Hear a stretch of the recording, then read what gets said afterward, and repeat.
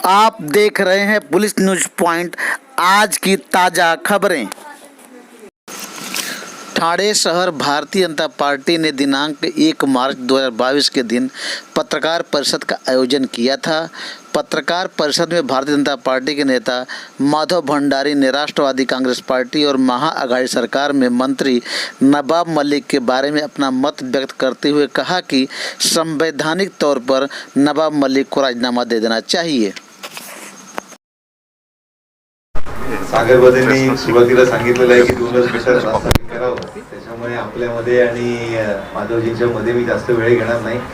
पत्रकार परिषदेचं कारण आपल्याला माहिती आहे की ज्या मंत्र्यांचं नवाब का नकाब तो उतर गया आणि त्यानंतरही ज्या लोकांबरोबर देशद्रोह्यांबरोबरचा आर्थिक व्यवहार केल्याचा आरोप आहे आणि त्याच्या संदर्भातली त्यांच्यावर कायदेशीर कारवाई झालेली असतानाही त्यांच्या मांडीला मांडी लावून राज्य शासनाचा कारभार जर हे राज्यकर्ते चालवणार असतील तर निश्चितपणे महाराष्ट्राची जनता त्यांना माफ करणार नाही आणि भारतीय जनता पार्टीच्या माध्यमाने या संदर्भातलं आंदोलन हे टप्प्याटप्प्याने होत राहील।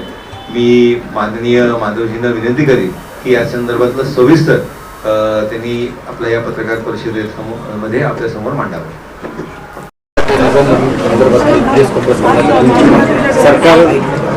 किसी भी प्रकार से सरकार जो है नवाब मलिक के ऊपर कार्रवाई करने से कतरा रही है, क्या भाजपा का उसके ऊपर? नवाब मलिक ये इस सरकार के एक प्रमुख मंत्री रहे हैं, आज भी है, और सरकार की तरफ से मीडिया से इंटरेक्शन करने का काम भी नवाब मलिक लगातार कर रहे थे।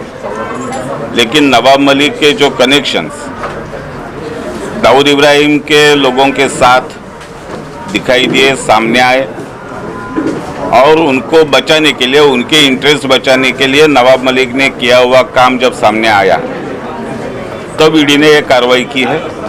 और ईडी के कस्टडी में जाने के बाद सरकार ने तुरंत नवाब मलिक का इस्तीफा लेना जरूरी था, कानून की दृष्टि से भी जरूरी था। अगर ये सरकार चलाने वाले तीनों दल भारत के संविधान में, कानून में विश्वास रखते हैं तो इन्होंने नवाब मलिक का इस्तीफा तुरंत लेना चाहिए था, क्योंकि कानून की दृष्टि से अगर कोई भी सरकारी व्यक्ति 24 घंटा जेल में रहता है तो बिना किसी इंक्वायरी उसका सस्पेंशन हो जाता है।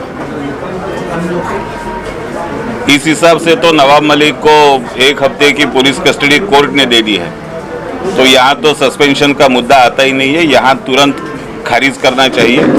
लेकिन महाविकास आघाड़ी के नाम पर बैठने वाले तीनों दल भारत के संविधान के प्रति सम्मान की भावना रखते नहीं हैं, कानून को मानते नहीं हैं। उनको ऐसा लगता है कि हम जो कहेंगे वही कानून है, हम जो करेंगे वही कानून है, और इसी कारण इस तरह से नवाब मलिक को बचाने की कोशिश चल रही है। लेकिन भारतीय जनता पार्टी इसके खिलाफ अपना संघर्ष जारी रखेगी। सर, शरद पवार के साथ में भी ये नाम जुड़ा था एक बार दाऊद इब्राहिम का, कहीं न कहीं उनके पक्ष के लोग ही अब दाऊद का डायरेक्ट कनेक्शन और यहाँ पे जो प्रॉपर्टी है वो उन्होंने खरीदा है। पवार साहब ने खुद एक बार ये कहा था कि दुर्भाग्यवश मेरा नाम दाऊद इब्राहिम के नाम से जोड़ा गया, और वो एक बार जोड़ा गया वो फिर कभी साफ नहीं हुआ। उसके बारे में पवार साहब ने ये कहा था कि मुझे उसका बहुत बुरा लगता है। स्वच्छ प्रतिमा के नेता का नाम अगर दाऊद इब्राहिम के साथ जोड़ा जाता है तो किसी को भी बुरा लगेगा। और मीडिया में लिखा था कि साहब मेरा पूरा तो करता,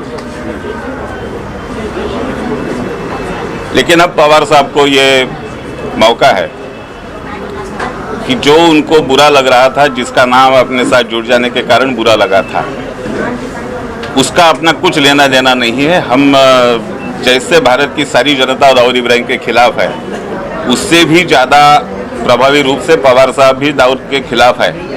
ये जनता को जता देने का मौका पवार साहब को मिला है, और मुझे पूरा विश्वास है कि पवार साहब ये मौका हाथ से छोड़ेंगे नहीं। सर, नवाब मलिक का औरंगाबाद पवार साहब ने बोला था कि वहाँ पर घटक हुए थे, ये तो ऐसा होना ही था, इसके बारे में आप कहना क्या है? ऐसा कहा था पवार साहब? प्रिंट मीडिया में निकला हुआ। ऐसा है कि पवार साहब को कई चीज़ों की जानकारी शुरू से रहती है और पवार साहब को मानने वाले तो सब ये कहते हैं कि जो कुछ होता है वो पवार साहब के कहने पर ही होता है। बारिश भी पवार साहब के कहने पे होती है, बारिश रुकती भी है पवार साहब के कहने पर। तो शायद नवाब मलिक के अरेस्ट जो हुए उस पर वो भी पवार साहब को पहले से मालूम होगा। महाराष्ट्र सरकार हमेशा बीजेपी को ऊपर उम्मीद कर रही है कि इनके हाथ में ईडी है, ईडी की वजह से सबको परेशान किया जाए, इसके बारे में ये गलत है, सरासर गलत है। अगर आपने कुछ गलत नहीं किया है तो आपको कोई परेशान नहीं करेगा, लेकिन अगर आपने कुछ गलत किया होगा, उसके खिलाफ शिकायतें दर्ज की गई है, तो वो कहीं ना कहीं तो सामने आने वाला है।